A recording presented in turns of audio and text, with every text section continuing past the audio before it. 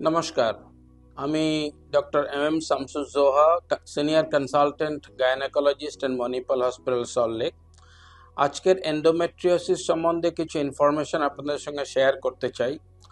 Endometriosis একটা painful disease, যেটা reproductive age group মানে 20 বছর থেকে 45 বছরের মহিলাদের ক্ষেত্রে খুবই কমন। এটা নর্মালি প্রেজেন্ট করে উইথ পেনফুল মেনস্ট্রুয়েশন।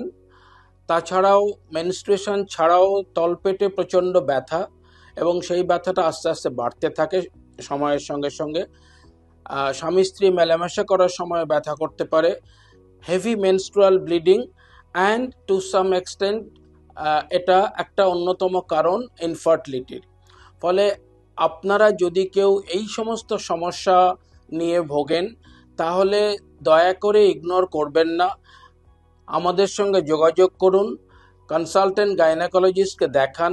আমাদের কাছে এই রোগ ডায়াগনোসিস করার এবং চিকিৎসা করার সমস্ত রকম মডার্ন পদ্ধতি আছে।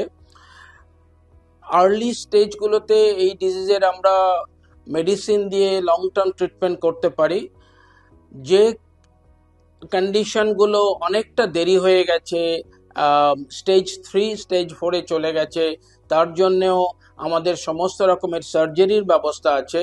সার্জারি এই রোগটাকে সাকসেসফুলি আপনাকে পেন থেকে বাঁচাতে পারে, এবং যাতে প্রেগনেন্সি আসে সেই ব্যাপারে সাহায্য করতে পারে।